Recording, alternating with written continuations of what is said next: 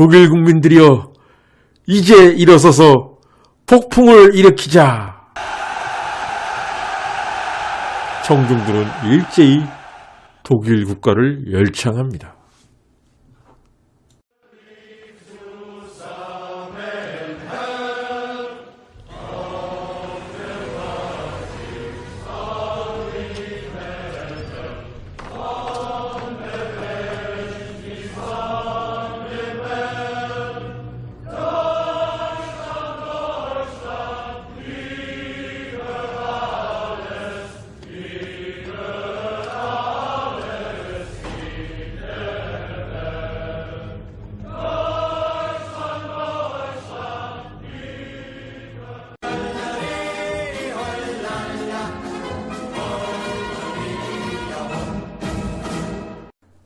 구독 버튼 한 번씩 눌러주면 제게 너무나 힘이 됩니다. 고맙습니다.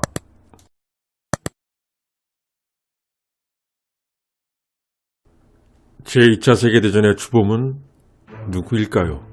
여러분들은 아마도 가장 먼저 히틀러를 떠올릴 것입니다. 그러나 다수의 생각처럼 제2차 세계대전이 히틀러와 그 일당들의 치밀한 계획하에 이루어진 악당 히틀러가 불러온 전쟁이었을까요? 독일인뿐만 아니라 전 세계인이 히틀러라는 인간 하나 때문에 전쟁의 참화 속으로 떨어지게 된 걸까요? 히틀러 옹호를 하고 싶진 않습니다. 다만 다른 시선으로 팩트 체크를 하고자 합니다. 결론적으로 히틀러는 진정으로 전쟁을 원하지 않았다고 보는 게 맞습니다. 지금부터 증거들을 들어보시면 수긍 가는 면이 있을 겁니다.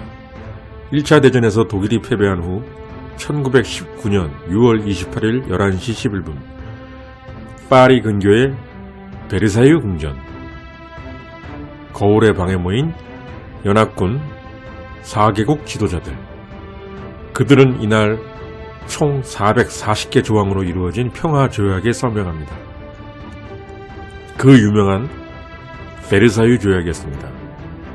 평화조약 제231조항은 모든 전쟁 책임은 독일과 그 동맹국에 있다고 명시하였으며 승전국들이 패전국들에게 전쟁 배상금과 국경의 재설정, 식민지 처분 등을 정당화하였습니다. 독일은 그 유명한 알자스-로렌 지역을 프랑스에게 반환합니다.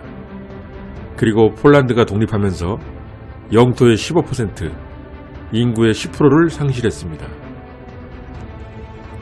또한 모든 중포와 항공기, 전차, 군함을 연합국에게 양도해야 했고 전차와 항공기의 개발, 보유가 금지되었으며 군대는 10만 명으로 제한되었습니다. 모든 해외 식민지 역시 포기되었고 1320억 제국마르크 330억 달러에 달하는 전쟁 배상금을 지불해야 했습니다.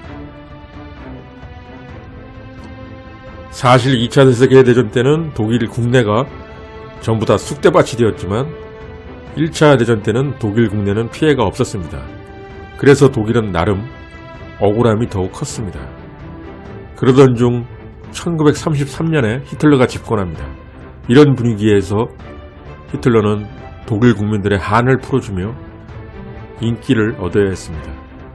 히틀러 총통이 자신이 태어난 국가인 오스트리아 합병, 독일인들이 많이 사는 체코슬로바키아 합병을 했을 때 독일 국민들은 이런 분위기에서 열광적으로 지지를 보냈던 것이었습니다. 히틀러는 1935년 베르사유 조약에 족쇄를 걷어차고 재군비 선언을 했지만 불과 4년 후에 전쟁이 나게 됩니다. 이 4년으로는 연합국을 대적하기엔 부족했습니다. 그는 전쟁 준비에 올인하기보다는 벼랑 끝 전술에 주로 의지합니다. 히틀러는 독일의 군사력을 은폐하기는커녕 실제보다 과장하는 허풍을 떨었습니다. 그는 마치 내 말대로 안 해주면 대규모 전쟁도 불사하겠다는 것처럼 위협을 해댔습니다. 마치 북한의 벼랑 끝 전술 협박을 보는 듯합니다. 히틀러는 전력을 다해 싸우는 총력전이 아닌 소규모 무력 시위와 으름장만으로 승리를 얻으려 했던 겁니다.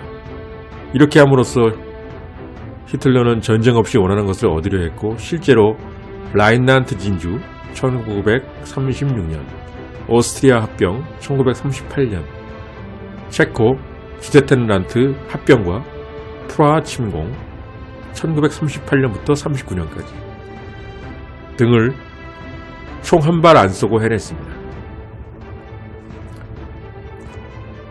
히틀러의 상대였던 오스트리아의 슈슈니크, 체코슬로바키아의 하하, 영국의 챔벌린, 프랑스의 달라디에 등은 히틀러의 위협에 초조해하며 히틀러가 원하는 바를 계속해서 해주었던 겁니다.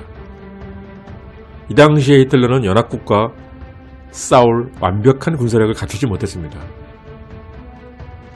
히틀러 자신도 이것을 알았습니다. 그래서 그저 큰 소리 좀 치고 기다리면 연합국이 알아서 기어주길 기다린 겁니다.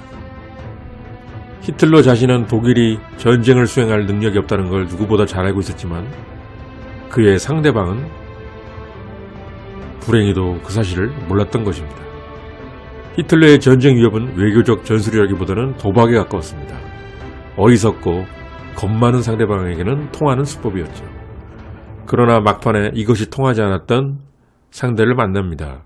그것이 바로 폴란드였는데 폴란드는 독일계 주민이 많아 독일이 탐내던 단치를 내주는 것을 한사코 거부했습니다. 결국 막판까지 도박에 성공했던 히틀러는 막판에 폴란드를 침공하며 드디어 전쟁으로 들어서게 됩니다.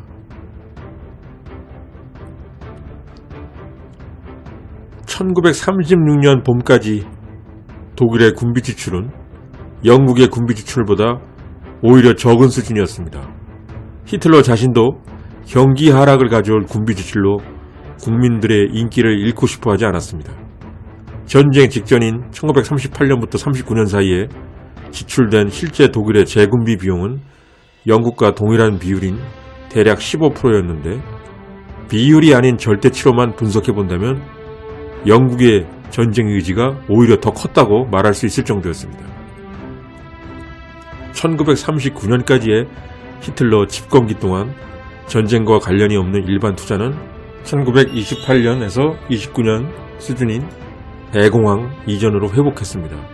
히틀러는 국민 생활 수준이 떨어져 인기를 잃게 되는 것을 원하지 않았습니다. 실제로 1933년부터 전쟁 직전인 1939년 그 시기 독일 국민의 생활 수준은 나아지고 있었습니다.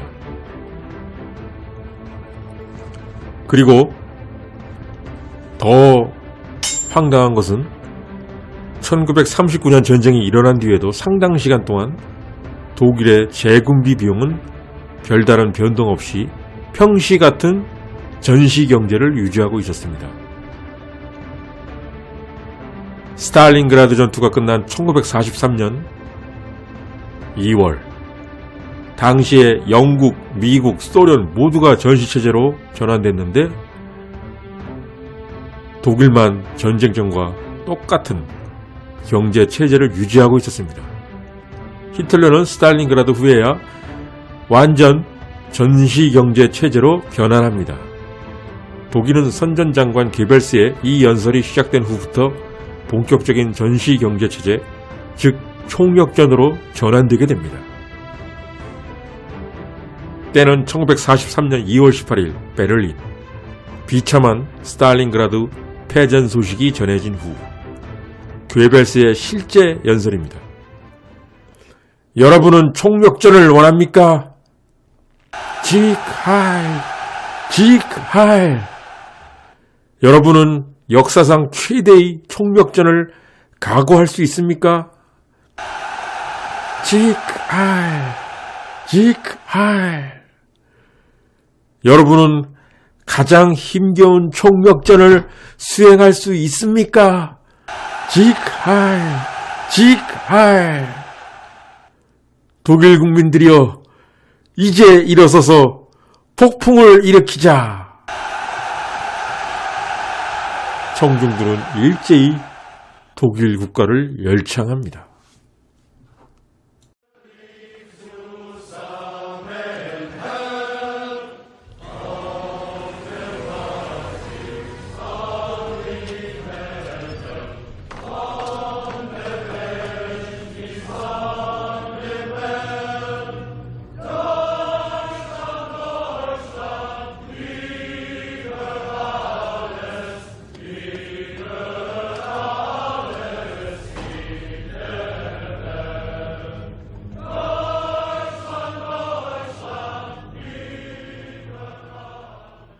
이런 괴벨스의 선봉 연설이라면 누구든지 흥분하고 현혹될 것 같습니다.